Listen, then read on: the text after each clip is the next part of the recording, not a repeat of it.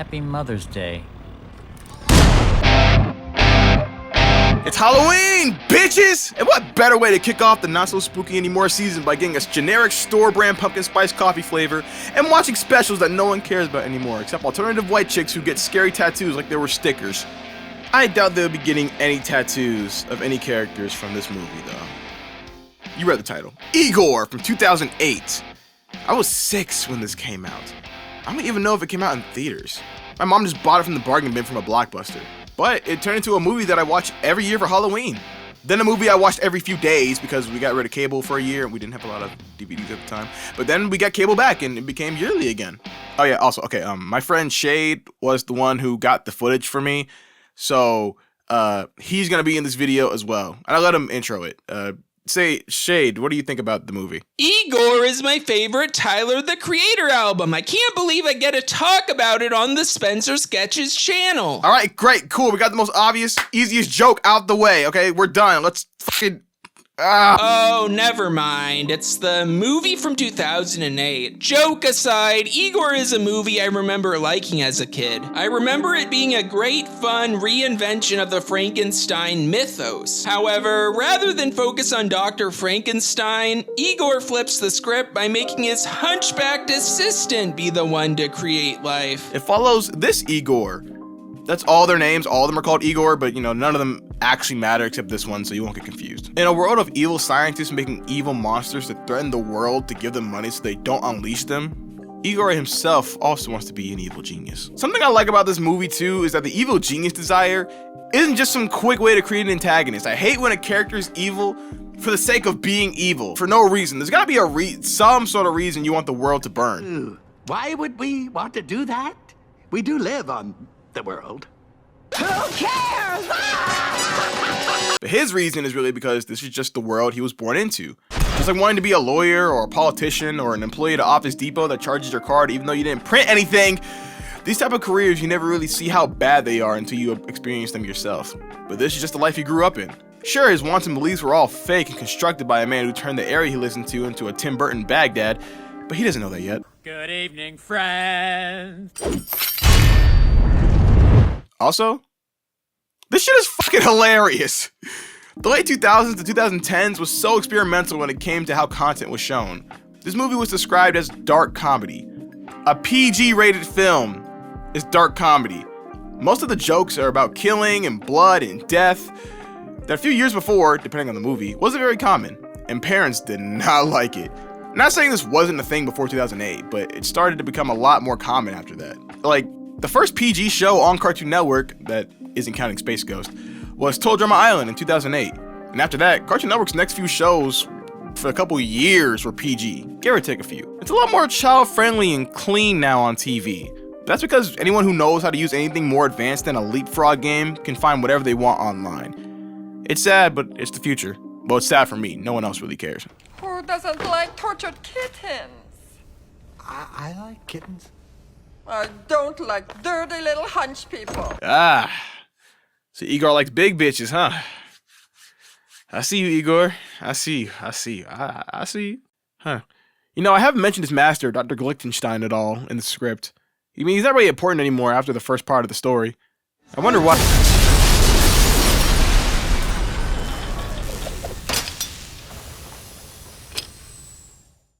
He's dead. IGOR uses this opportunity to enter his own creation into the evil science fair that ends up being a female monster named Eva. Someone who definitely is on a hear me out cake somewhere. Your Highness, Dr. Glickenstein is creating life. Did you say life? Yes, thinking, breathing life that can destroy freely all on its own. So no one's actually made a monster, a living monster yet? So all the monsters we've seen here are all just remote controlled? Okay, whatever. Baby, baby, it looks like a summer hill. Horror and jazz music. I never thought it would mix this well. I like it.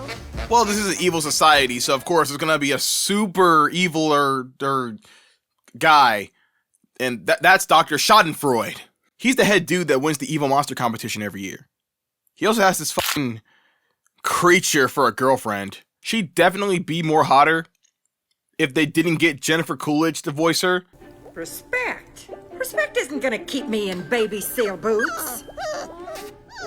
You just need to keep on winning. She sounds like a middle school principal.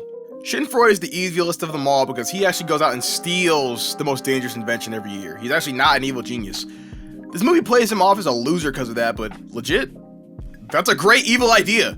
Like, yeah, he probably is. He might not be a genius, but that is the most evilest of the evil you can do, given the circumstances that you're put in. I mean, I did the exact same thing back in high school when I needed a paper done at the very last minute. In times like that, I was so grateful to have EduBirdie. This video is sponsored by EduBirdie. EduBirdie is a website that gives you resources in order. Alongside with the film being dark into humor, it also goes stupid hard with the innuendo too. You've seen a lot of brains, I'm sure. Mine's bigger than average, right?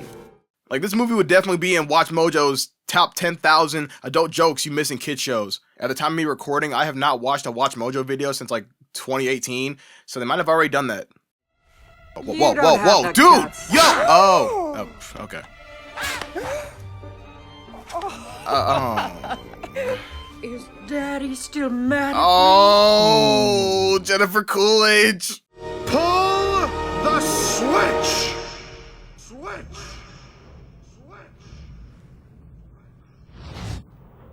Do not yell at me.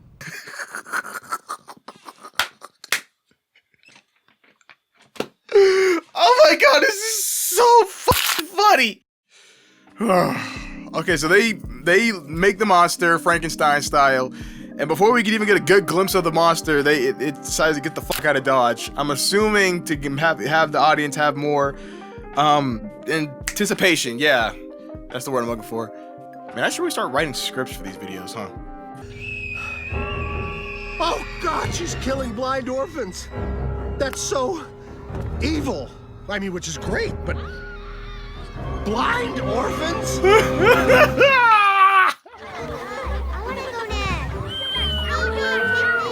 As this is the monster's first introduction to life, it takes a liking to nicer things. And with Igor being an evil genius and needing to put this in a monster fighting competition, it's obvious that this isn't gonna work. Now Igor ponders, how is he gonna possibly make this monster evil? With a brainwash. Brainwash? Get it? Brainwash! I told you this film was hilarious! Oh, have I not mentioned his friends yet? Oh yeah, Scamper and Brain. Yeah, Brain. These are the inventions he made prior hand. And Scamper, I can't believe I haven't mentioned him yet. It's my favorite character. Mainly because he's suicidal, but it's also immortal. And because of that, there's a lot of gags and slapstick with him. It's always great when a movie is funny and continues to be funny once you grow up. But it's also great when it becomes relatable when you grow up. And Brain, the idiotic comic relief. He's kind of just there, sort of. He's funny. That's pretty much it. He does kick off the plot, though. Whoops! Butterfingers. Hey, monster, can I borrow your remote? Thank you. Oh, come on! Dude, see, like, the world building in this movie is what I like about it so much. The area they're in, like the sets, how everything looks, and the fact that this is old-timey. Not only is it nice aesthetically alongside their fucked up society, but also it shows that their society's backed up from years to come. Like, they can only get, I'm assuming, 60s to 70s era of television because they're blocked out from the rest of the world. And these old movies were all what they could scavenge. Wait, is that a real word? Hey Siri. Define the word scavenge.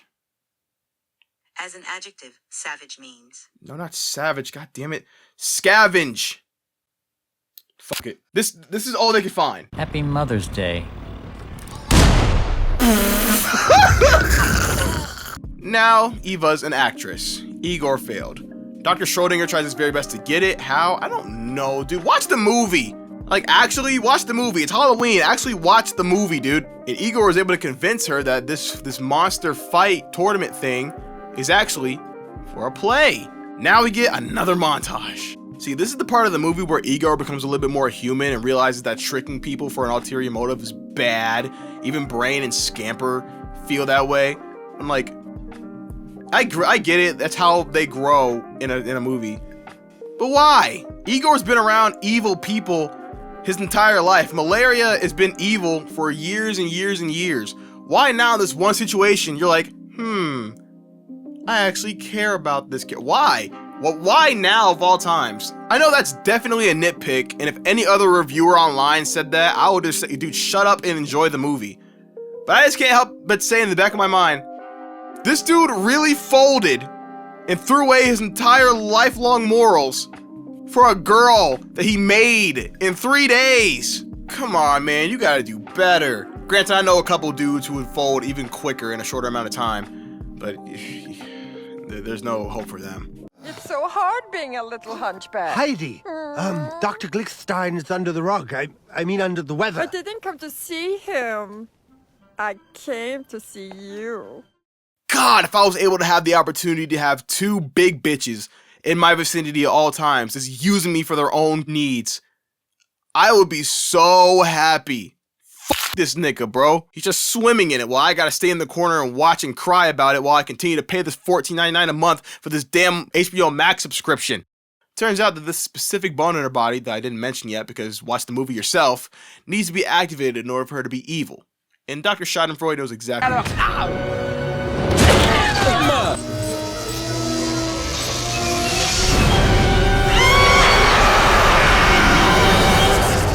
And I kissed you. Oh, yuck. No! Monsters only Go back!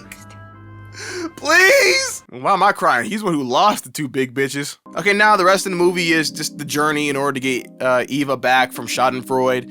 While doing that, they find out that the clouds and really the whole reason their land is fucked up is because of their king, who intentionally did this in order to make money. While watching this fighting scene, it reminds me of the main complaint people have given this movie, is that the animation isn't very good.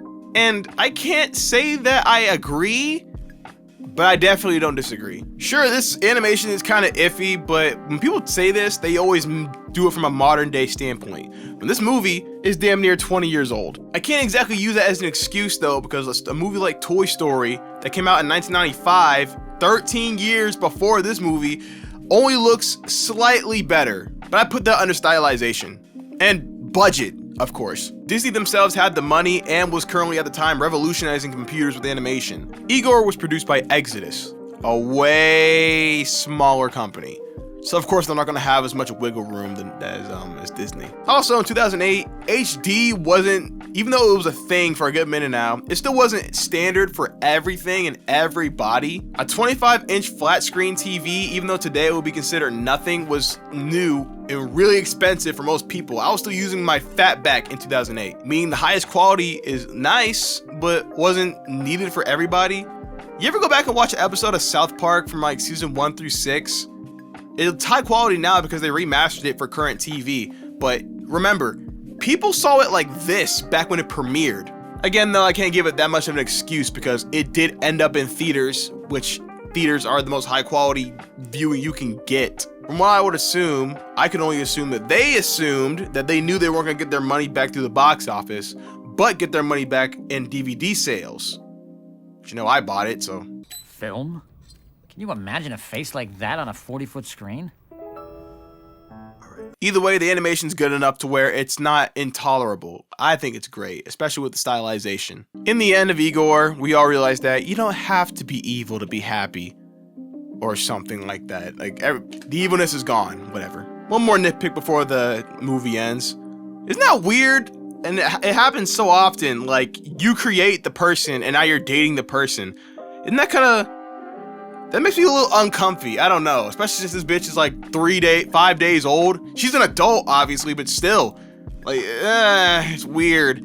It's the reason why I couldn't finish Chobits. God, Chobits is so weird. I can't believe Rico Nasty recommended that to me. But other than that, dude, I highly recommend this movie. Mainly because of the humor. This shit is hilarious. Oh my god. With the dark humor.